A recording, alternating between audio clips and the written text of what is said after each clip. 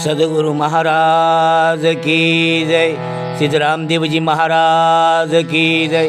सदगुरु श्री नारायण दास बापानी जय। अपने अपने गुरु महाराज की जय। अपने अपने माता पिता की जय। सत्य सनातन धर्म की जय। ओम नमः पार्वती पते हर हर महादेव महादेव महादेव। तो श्री गुरु चरण सरोज रज निज मन मुकुर सुधारी। बरनऊ रघुबर बिमल जस जोदायक फलचारी। तो बुद्धिहीन तनु जानि के सुमिरो पवन कुमार। बल बुद्धि विद्या देहु मोहि हरहु कलेश विकार। तमाम साधु संतो महंतो भेख भगवती जति सती आचार्य पुरुषो तेमज हंसगतिना प्रेमी आत्माओं शरण में दंडवत प्रणाम। जय गुरु महाराज, जय सियाराम। बंदगी साहेब की ओर सुमिरन सतनाम का। मारा वाला भक्तजनों, प्रियजनों, आत्मीयजनों, आप सर्वनु अखंड ज्योत चैनल में हार्दिक स्वागत से। पधारो मारा वाला। આપણે મહાપુરુષોની વાણી દ્વારા હું અને તમે સમજવાનો પ્રયત્ન કરીએ અને એ મહાપુરુષોના શબ્દોનો આનંદ માણીએ। મારા વાલા, આજે હું પુસ્તક છે મારી પાસે ગંગા સતીનું, આત્મજ્ઞાની ગંગા સતીનું દર્શન। એમના લેખક છે લક્ષ્મણજીભાઈ પિંગલસિંહભાઈ ગઢવી અને એનો આધાર રાખી અને હું તમારી પાસે આ વાણીની ચર્ચા કરી રહ્યો છું। તેમજ મારા ગુરુની કૃપાથી, મારા સદગુરુની કૃપાથી જે મને સમજાણું છે તે આપની સમક્ષ રજૂ કરું છું। હું કહું તે જ સત્ય છે એમ નહીં મારા વાલા। હું કહું છું તે સત્ય છે એમ નહીં। આ તો આપણો નિજાનંદ છે મારા વાલા। તમને કોઈને ઉપદેશ દેવા કે તમને સમજાવવા કે તમે બધાય ના સમજો છો એવું નથી। તમે બધાય સમજો છો અને તો જ આવા બધા સત્સંગો પ્રોગ્રામો સારા સારા સાંભળતા હો ને। એટલે તમને કોઈને ઉપદેશ દેવા કે તમને સમજાવવાની કોશિશ નથી કરતો, પણ મારો નિજાનંદ છે અને આપ સર્વ ભક્તો સાથે શેર કરું છું, આનંદ કરું છું। મારો નિજાનંદ છે, મજા કરું છું। ગંગા સતીનું ભજન છે। પહેલાં પ્રથમ આપણે કે જે લેખક લક્ષ્મણજીભાઈ પિંગલસિંહભાઈ ગઢવી આત્મજ્ઞાની ગંગા સતીનું દર્શન પુસ્તક છે અને એમાં એણે જે એનો અનુભવ રજૂ કર્યો છે એ રજૂ કરીશ અને પછી મારા ગુરુ મહારાજની કૃપાથી મને જે સમજાય છે તે રજૂ કરીશ।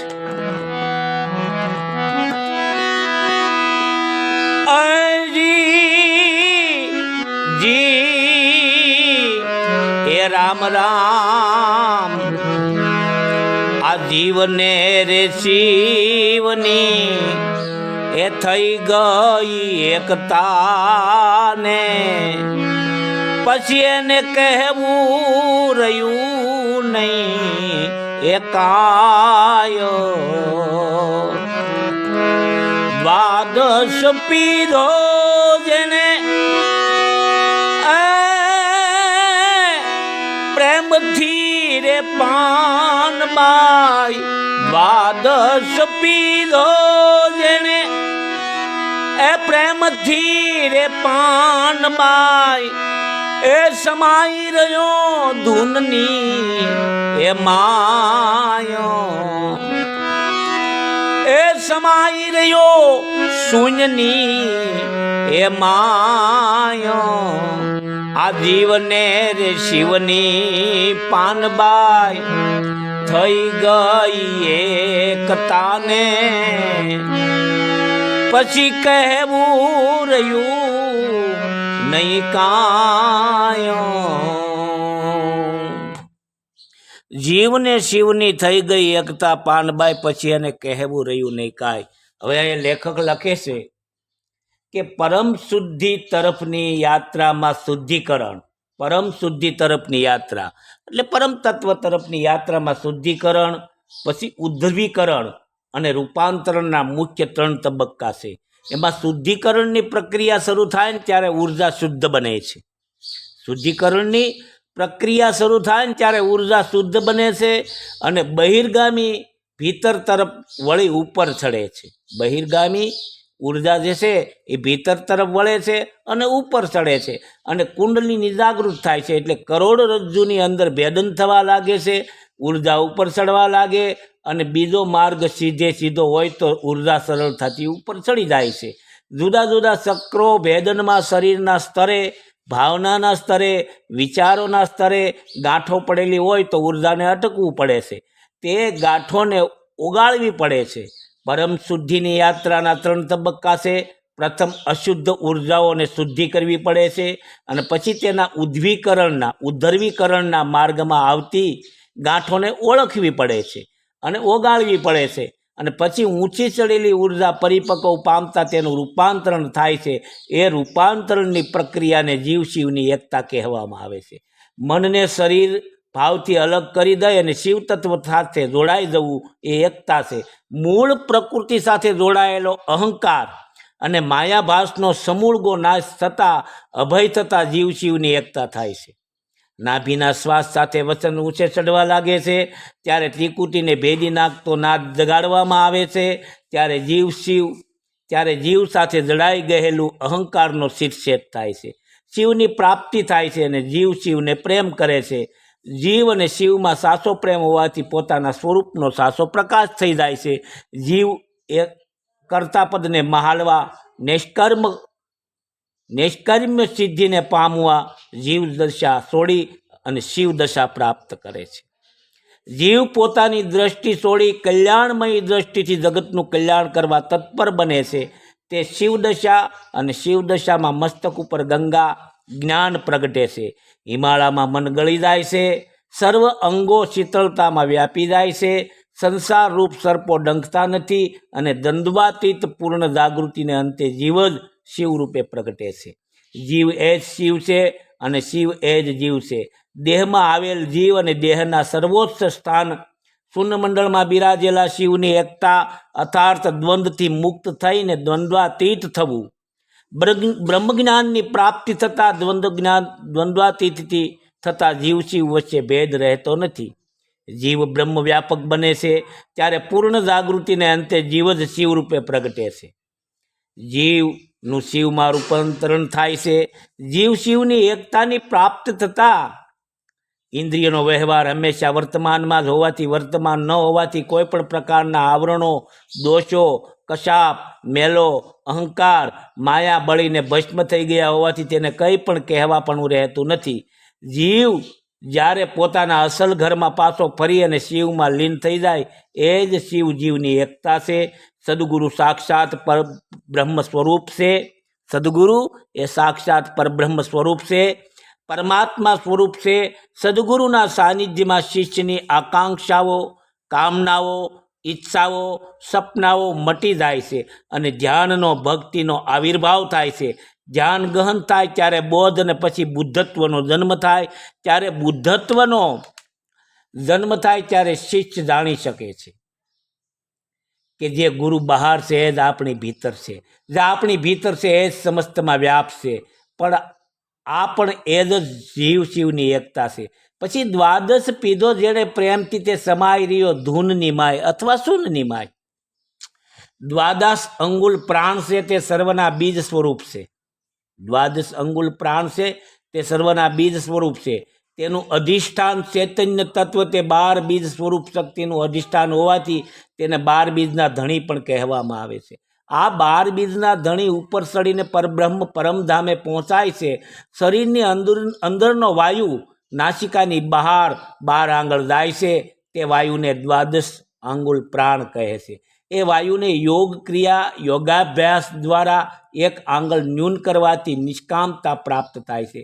2 આંગળ ન્યૂન કરવાથી સ્વાભાવિક આનંદની પ્રાપ્તિ થાય છે. 3 આંગળ ન્યૂન કરવાથી કાવ્ય રસની શક્તિની પ્રાપ્તિ થાય છે અને 4 આંગળ ન્યૂન કરવાથી વાસા સિદ્ધિની પ્રાપ્તિ થાય છે. 5 આંગળ ન્યૂન કરવાથી દૂરદ્રષ્ટિની પ્રાપ્તિ થાય છે. 6 આંગળ ન્યૂન કરવાથી આકાશગમનની પ્રાપ્તિ થાય છે. 7 આંગળ ન્યૂન કરવાથી પ્રચંડ વેગની પ્રાપ્તિ થાય છે. 8 આંગળ ન્યૂન કરવાથી અણિમાદિની અષ્ટસિદ્ધિઓની પ્રાપ્તિ થાય છે 9 આંગળ ન્યૂન કરવાથી નવનિધિ કુબેરના 9 ખજાનાઓની પ્રાપ્તિ થાય છે. 10 આંગળ ન્યૂન કરવાથી 10 પ્રકારના સ્વરૂપોની પ્રાપ્તિ થાય છે. 11 આંગળ ન્યૂન કરવાથી સાયાની નિવૃત્તિની પ્રાપ્તિ થાય છે. અને 12 આંગળ ન્યૂન કરવાથી હંસગતિની પ્રાપ્તિ, તે સંદામૃત રસપાનની પ્રાપ્તિ થાય છે. જીવદશા છોડીને શિવદશાની પાર જઈને હંસદશાને પ્રાપ્ત કરવી પડે છે. હંસદશા એક તરફની તીવ્ર માનસિક લાગણી અર્થાત ધૂનમાં લીન થઈ જવાય છે. આવું આ લેખક દ્વારા કહેવામાં આવ્યું છે. પણ મારા વાલા, આ બધી યોગની ભાષા છે. પણ જીવને શિવની થઈ ગઈ એકતા પછી કહેવું રહ્યું નથી કાંઈ. જીવ કોણ છે? જે અજ્ઞાની છે. આપણે અજ્ઞાની જે છે એને જીવ કહેવામાં આવ્યો છે, જીવ ગતિ. અને શિવ કોણ છે? શિવ એ સદગુરુ છે મારા વાલા. શિવ એ પરમ તત્વ છે, ચૈતન્ય તત્વ છે. શિવ છે એ સદગુરુ છે. નિરાકાર બ્રહ્મ પરમાત્મા, નિરાકાર બ્રહ્મ નિર્ગુણ પરમાત્મા એ જ સગુણ સદગુરુ છે. અને આ જીવની સદગુરુ સાથે એકતા થઈ જાય પછી એને કહેવું રહેવું નથી કાંઈ. કારણ કે નદી ક્યાં સુધી વહેતી હોય છે? એ જ્યાં સુધી સમુદ્રમાં મળતી નથી ત્યાં સુધી. અને શિવ છે ને એ સદગુરુ છે. અને સદગુરુ છે ને એ સમુદર છે. આ શિષ્ય રૂપી નદી જ્યારે એ સમુદ્રમાં સમાઈ જાય, સદગુરુ રૂપી સમુદ્રમાં, પછી એને કહેવું રહેવું નથી કાંઈ. અને દ્વાદશ પીધો જેણે પ્રેમથી તે સમાઈ રહ્યો શૂન્યની માય. દ્વાદશ એટલે 5 કર્મેન્દ્રિયો અને 5 જ્ઞાનેન્દ્રિયો અને 11મું આપણું મન. આ બધાયથી પાર, મનની પાર જે દ્વાદશ છે કહેવાય, 12મું. આ મન, આ 11ની 12 જે દ્વાદશ છે 12મું, એ પ્યાલો જેણે પીધો એ સમાઈ ગયો શૂન્યની માય અથવા ધૂનની માય. શૂન્ય એટલે જ્યાંથી આપણી આખા જગતની ઉત્પત્તિ છે અને પાછું એમાં સમાઈ જવું. શૂન્ય એટલે કાંઈ નહીં અને શૂન્ય એટલે બધું. શૂન્યમાંથી આ બધું સર્જન થયું છે અને પાછું શૂન્યમાં બધું સમાઈ જવાની. શૂન્યની બહુ કિંમત છે મારા વાલા. શૂન્યની બહુ કિંમત છે કે એકડાની પડખે આપણે એક શૂન્ય લગાડી દઈએ તો 10 થઈ જાય. પાછું એની પડખે બીજું શૂન્ય લગાડી દઈએ તો 100 થઈ જાય. ત્રીજું શૂન્ય લગાડવી તો 1000 થઈ જાય. એમ શૂન્ય વધારતા જાઓ તો કેટલી બધી એકડાની કિંમત થાય. પણ એ એકડો લઈ લો તો શૂન્યની પાછી કાંઈ કિંમત નથી મારા વાલા. એમ અરસપરસ છે. શૂન્યની કિંમત છે પણ અરસપરસ છે. એમ ગંગા સતી પાનબાઈને કહે છે, હરેક જીવને કહે છે. અને આ વ્યક્તિએ, આ લેખકે આપણને આવી રીતનું સમજાવ્યું છે. અને મારા સદગુરુની કૃપાથી એમ હું કહું છું કે જીવ છે એ આ અજ્ઞાનગત દશા છે, જે અવિધા છે તે. અને એ જ્યારે સદગુરુની અંદર એક થઈ જાય, શિષ્ય અને સદગુરુ, સવારામ બાપા કહે ને કે ગુરુ શિષ્ય દોનો હોય સાસા તો પ્રગટે પ્રેમ જ્યોત પ્રકાશા. ગુરુ અને શિષ્ય બંને એક થઈ જાય ને બંને સત્ય હોય તો પ્રેમની જ્યોત પ્રગટે છે. ત્યાં કોઈ દીવાની, કોઈ દિવેલની, કોઈ કોડિયાની, કોઈ વાટની જરૂર રહેતી નથી. ત્યાં પ્રેમની જ્યોત પ્રગટે છે. હવે આગળ શું કહે છે ગંગા સતી?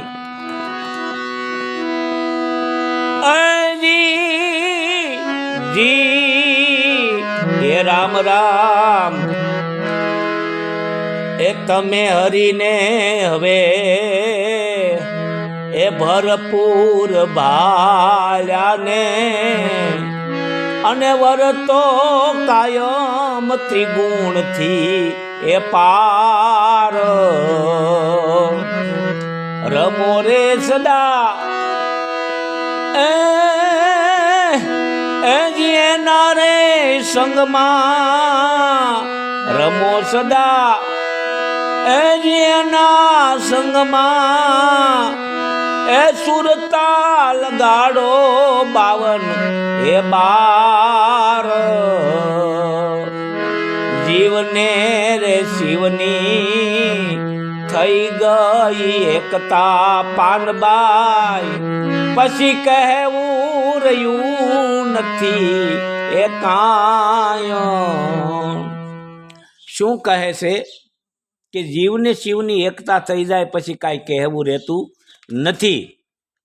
પછી શું કહે કે તમે હરી ભરપૂર ભાળ્યા અને વર્તો કાયમ ત્રિગુણથી પાર. હંસદશાની પ્રાપ્તિ, હરિના દર્શન ભરપૂર થાય, નિરંતર અને અખંડ હરિદર્શન રહે છે. હંસદશાને પ્રાપ્ત કરનાર સત્વ, રજસ અને તમસ એ 3 ગુણોથી પાર રહેલું ત્રિગુણ અતીત બ્રહ્મતત્વમાં સ્થિત રહે છે. મારા વાલા, રમો સદા એના સંગમાં ને સુરતા લગાડો 52 ત્રિગુણાતીત અવસ્થામાં માયા જગતથી પર, વ્યક્ત જગતથી પર, દ્રશ્ય જગતથી પર, 52 અક્ષરથી પર અર્થાર્થ દ્રશ્ય જગત 52 અક્ષરમાં સમાવિષ્ટ છે અને એનાથી બહાર અક્ષરાતીતની સાથે સુરતાને લીન કરવાથી અવ્યક્ત જગતની સાથે રમણ કરી શકાય છે. 52 બહાર એટલે કે મનની પાર તેમજ ચૈતન્ય પ્રદેશનો અવર્ણનીય અનુભવ. હવે ગંગા સતી આ લેખકે આવી રીતનું લખ્યું છે, બહુ સરસ છે, સારું છે, પણ આપણે આ અનુભવ નથી. મને મારા સદગુરુ દ્વારા જે સમજણ મળી છે તે કહું છું કે તમે હરિને હવે ભરપૂર ભાળ્યા કે સદગુરુએ તમને પરમાત્મા પરમ તત્વ ચૈતન્ય તત્વના દર્શન કરાવી દીધા. સદગુરુએ જે શિષ્યને, જે સાધકને જે હરિ પરમ તત્વ પરમાત્મા એના દર્શન કરાવી દીધા પછી વર્તો કાયમ ત્રિગુણથી પાર. પછી તમારે ત્રિગુણા જે ગુણો છે ને એનાથી પાર વર્તવાનું છે, કારણ કે ત્રિગુણાતીત છે, એ શબ્દાતીત છે, એ શબ્દમાં નથી આવતો, ગુણમાં નથી આવતો. જગત આખું ગુણમાં છે મારા વાલા. કોઈને કોઈ ગુણમાં છે. રામચંદ્ર ભગવાન જુઓ, કૃષ્ણ ભગવાન જુઓ, અવતારી પુરુષો છે ને આ ધરતી ઉપર જે આવ્યા ને એ ગુણમાં છે, અને પરમ તત્વ ચૈતન્ય તત્વ એ ગુણાતીત છે, એ વિદેહી પુરુષ છે. કારણ કે રામચંદ્ર ભગવાને રાવણને માર્યો એટલે ક્રોધ આવ્યો હોય, ક્રોધ વગર રાવણ મરે નહીં, તો ક્રોધ છે એ તમો ગુણનું પ્રતીક છે. પાછો શબરીબાઈને પ્રેમ કર્યો તો એ સત્વગુણનું પ્રતીક છે, અને પાછું રાજ્યનું સંચાલન કર્યું તો એ રજોગુણનું પ્રતીક છે. એમ ઈશ્વર પણ આ ધરતી ઉપર આવે ને તો પણ એ ગુણની અંદર વર્તે છે. બધાને ગુણની અંદર જ વર્તવાનું છે. પણ સદગુરુનો એક દેશ એવો છે, સદગુરુની એક શાન એવી છે, સદગુરુની રહેણી એવી છે, સદગુરુની જુગતી એવી છે કે એ તમને ત્રિગુણાતીતના દર્શન કરાવે અને પછી તમારી સુરતા એ ત્રિગુણાતીતમાં રહેવી જોઈએ. પછી તમારે રમો સદા એના સંગમાં, પછી તમારે એની સાથે જ વ્યવહાર રાખવાનો, તમારી સુરતા એની સાથે જ રાખવાની અને એ જ લક્ષ્યમાં રાખવાનું જે તમને સદગુરુએ જે પરમ તત્વ ચૈતન્ય તત્વના દર્શન કરાવ્યા છે તેનું. રમો સદા એના સંગમાં, બસ એની સાથે તમારે આનંદમાં રહેવાનું છે અને સુરતા લગાડો 52 કારણ કે એ છે તત્વ છે એ 52 થી 12 છે. આખું દુનિયા, આખું જગત 52 શબ્દની અંદર આવી ગયું છે અને એ તત્વ જે સદગુરુએ જે મને તમને, જે મારીને તમારી સુરતાને એ શબ્દની સાથે એકાકાર કરાવ્યો, એ તત્વની સાથે એકાકાર કરાવ્યો, એ 52 ની 12 છે અને આપણે સુરતા ત્યાં લગાડવાની છે. પછી ગંગા સતી આગળ શું કહે છે?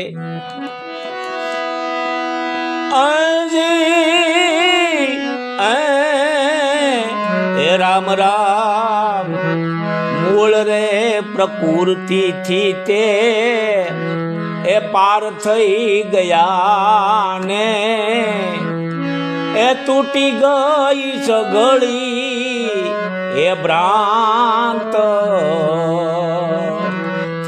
તમારું એ સ્વરૂપ એ તમે જોઈ રે લીધું, તમારું રે સ્વરૂપ એ તમે જોઈ રે લીધું, એ જાવર છે સદા એ સ્વાત.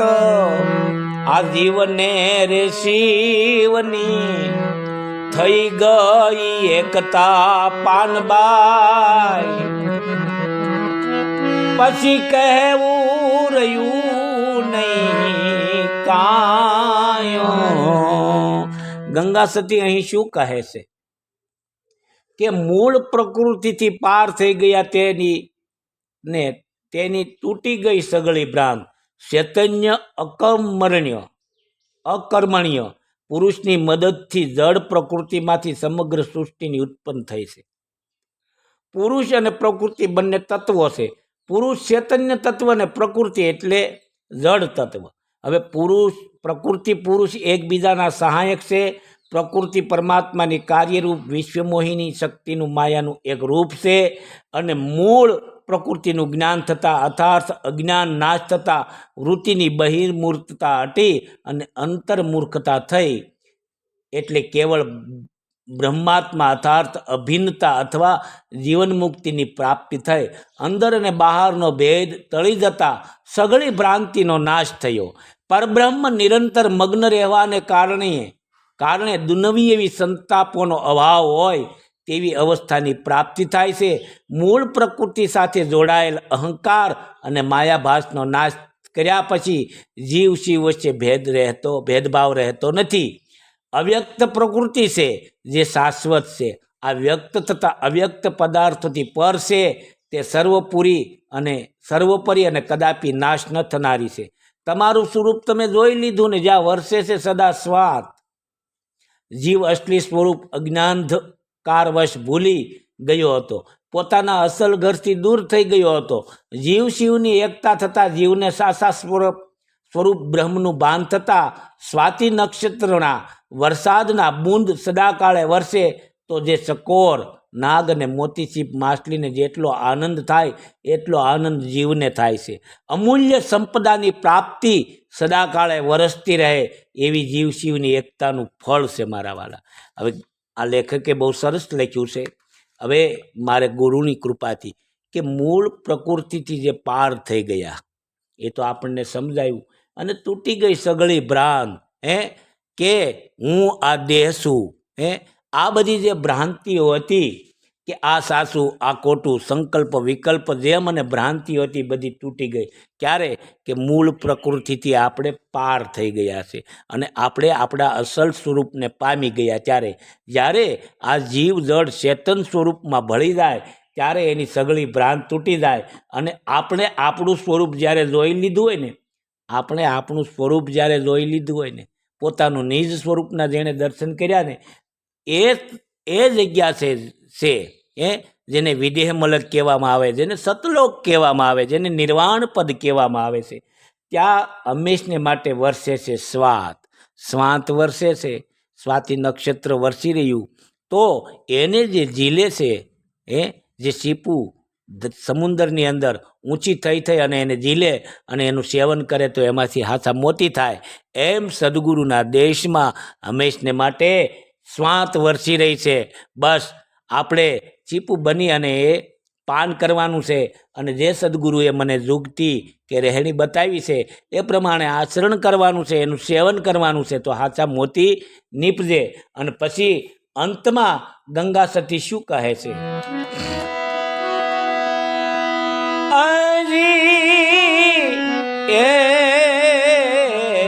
રામ રામ સદા આનંદ હરિના સ્વરૂપ માને, જામતી મનની એ તાણાવાણ સદા રે આનંદ એ હરિના સ્વરૂપ માને. જામટી ગઈ મનની એ તાણાવાણ ગંગા રે સતી એમ કરીને બોલ્યા.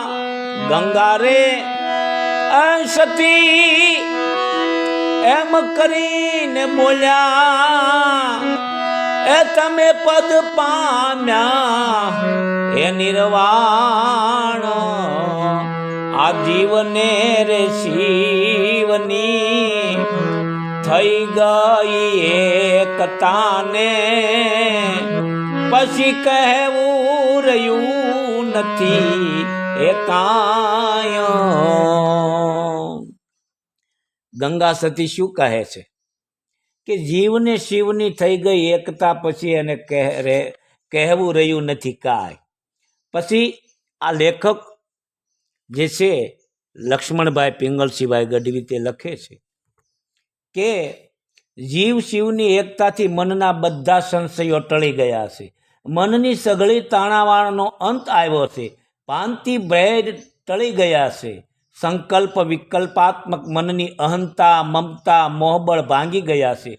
જ્યાં કાળ કે કર્મની ગતિ ન પહોંચે એવા હરિના દેશમાં, હરિના સ્વરૂપમાં, શિવ સ્વરૂપમાં ચિર સ્થાયી બ્રહ્માનંદ પ્રગટી રહ્યો છે. બ્રહ્મના તમામ ધર્મ આનંદ રૂપ છે. ગંગા સતી એમ બોલ્યા તમે પદ પામ્યા નિર્વાણ. પદના ઘણા પ્રકાર છે. સંત મતમાં પરમ પદ શ્રેષ્ઠ પદ છે. ગુરુપદ છે જેને મહાપદ, અભેપદ, નિર્વાણ પદ, મહાસુખ, બ્રહ્મરસ પણ કહેવાય છે. આ ગુરુપદથી કોઈ મોટું પદ સંત મતમાં નથી. કરોડોમાં કોઈક વિરલા જ આ પદને પોતાના ઘટમાં પ્રત્યક્ષ પ્રગટ કરે છે, અપરોક્ષ અનુભૂતિ કરે છે. જેઓ સુરવીર થઈ અને અંતરમાં માન મેલી અને સદગુરુની આજ્ઞાને વર્તે છે, તેઓ સદગુરુ મહિમા પામે છે. પછી તેને કોઈ અટકાવી શકે નહીં. સાધન પરિપક્વ થતાં, વસનનો વિવેક જાગૃત થતાં એવા સુરા નર પૂરા બની જાય છે. અર્થાત પોતે સદગુરુ પદના અધિકારી બની જાય છે. પછી એવા સુરાપુરા આ સદગુરુ પદના દાસાનું દાસ બની જગતમાં રહે છે અને સદગુરુ પદની પાર કોઈ પામી શકે નહીં એવા દાવા સાથે ગુરુપદ ગુરુભાવ ધારણ કરી અને વિચરે છે, વર્તે છે. ઇન્દ્રિયો તેના વિષયોમાંથી પાછી હટાવવાની ક્રિયા પૂર્ણ કરે ત્યારે કેવળ નિર્વાણ પદ બાકી રહે છે. તે દિવ્ય અવસ્થા છે જેમાં પરબ્રહ્મ નિરંતર મગ્ન રહેવાને કારણે દુન્વયી સંતાપોનો અભાવ રહે છે. આત્મા બ્રહ્મમાં ભળી જાય અને બ્રહ્મજ્ઞાની પુરુષ સ્વયં બ્રહ્મરૂપ થઈ જાય છે. એ અવસ્થાને બ્રહ્મ નિર્વાણ મોક્ષ કહેવામાં આવે છે. બીજા અર્થમાં તૃષ્ણા રહિત અનહદનાદની સાધના પશ્ચાત નિર્વાણ પદની પ્રાપ્તિ થાય છે. આવું નિર્વાણ પદ પાનબાઈને પ્રાપ્ત થાય એવા ગંગા સતી આશીર્વાદ આપે છે મારા વાલા. હવે લેખકે બહુ સરસ મજાનું લખ્યું છે કે સદા આનંદ હરિના સ્વરૂપમાં છે. સદા આનંદ, આનંદ છે ને મારા વાલા, એ બ્રહ્મનું સ્વરૂપ છે. આનંદ બ્રહ્મ કા રૂપ હે અને આપણે બધા બ્રહ્મના બાળકો છીએ. એટલે તમે એનો અંત જોવો, સિદ્ધાંત જોવો તો એક જ થાય. બ્રહ્મ એટલે શું? પરમ તત્વ પરમાત્મા હરિ. સવારામ બાપા કહે છે કે બ્રહ્મ હિ કા હમ બાળકા, બ્રહ્મ હમારી જાત, બ્રહ્મમાં હી હમ ઉપજ્ઞાન, બ્રહ્મમાં હી હમ સમાત. તો સદા આનંદ હરિના સ્વરૂપમાં છે, પોતાના સ્વરૂપમાં છે. આનંદ છે ને એ પોતાના સ્વરૂપમાં રહેવું ને એ જ આનંદ છે. અને ત્યાં જ બધી મનની તાણાવાણ મટે છે. ક્યાં મટે છે મનની તાણાવાણ? જે પોતે પોતામાં સમાઈ જાય, જે પોતે પોતાના આનંદમાં વ્યસ્ત હોય, જે પોતે પોતાના આનંદમાં લય પામી ગયો હોય, ત્યાં જ બધી મનની તાણાવાણ મટી જાય છે. નહીંતર તો મારા વાલા સંકલ્પન વિકલ્પન, આ સાચું ને આ ખોટું ને એમ કેટલું રહે છે. પણ જ્યારે પોતે પોતામાં સમાઈ જાય ને ત્યારે બધી મનની તાણાવાણ મટી જાય છે. આવું મને મારા સદગુરુની કૃપાથી સમજાય છે. તો ગંગા સતી એમ કરીને બોલ્યા છે પાનબાઈને કે તમે પદપાયમાં નિર્વાણ પદ, જ્યાં વાણી લુપ્ત થઈ જાય, વાણી પૂરી થઈ જાય મારા વાલા, જ્યાં વાણીનું કોઈ કામ નથી. નિર્વાણ પદ છે. નીર અને વાણ, નીર અને વાણ. વાણને ચાલવા માટે નીરની જરૂર પડે છે મારા વાલા, પણ એ નીર જ્યારે વાણમાં ન આવી જાય, વાણ એની ઉપર ચાલી શકે પણ એ નીર વાણમાં આવી જાય તો વાણ ડૂબી જાય. તો આ નિર્વાણ શબ્દનો બહુ ગહન અર્થ છે. પણ અહીં વાણી રહિત કોઈ જાતનું તમારામાં કોઈ શબ્દથી પાર તમે થઈ જાઓ એવો નિર્વાણ પદને તમે પ્રાપ્ત થાવો. આવું ગંગા સતી પોતાના શિષ્ય પાનબાઈને એક સદગુરુ પોતાના શિષ્યને સમજાવે છે. તો આ પુસ્તકના આધારે આત્મજ્ઞાની ગંગા સતીનું દર્શન હું અને તમે કરી રહ્યા છીએ. અને મેં મારી મતિ અનુસાર, મારી સમજણ અનુસાર, મારી સદગુરુ કૃપાથી જે કંઈ મને જણાણું તે આપ મહાનુભવો સમક્ષ રજૂ કરું છું. છતાં આમાં કાંઈ ક્ષતિ રહી જાય, કાંઈ ભૂલ રહી જાય તો મારા વાલા મને ફોન કરી અથવા કમેન્ટ દ્વારા જણાવજો. હું સુધારવાની કોશિશ કરીશ. અને આ બધું આપણા નિજાનંદ માટે છે મારા વાલા, કોઈને ઉપદેશ દેવા માટે નહીં. અને હું કહું તે જ સત્ય છે એવું નથી. પોતે પોતાના ગુરુ મહારાજ પાસે જઈ અને સમાધાન કરી લેવાનું. આ માનવ જન્મ એક વખત મળ્યો છે, વારંવાર નહીં મળે. દેવતાઓને પણ દુર્લભ છે. તો આ માનવ જીવન, માનવ જન્મ વેડફાઈ ન જાય અને પરમ તત્વની મને તમને પ્રાપ્તિ થઈ જાય. અને આને આ સ્થિતિમાં, આને આ જન્મની અંદર હું તમે નિર્વાણ પદના અધિકારી બની એવા સદગુરુ મહારાજના શરણોમાં પ્રાર્થના સાથે આપ સર્વ મહાનુભાવોને શરણમાં દંડવત પ્રણામ સાથે જય ગુરુ મહારાજ, જય સિયારામ, જય અલગધણી.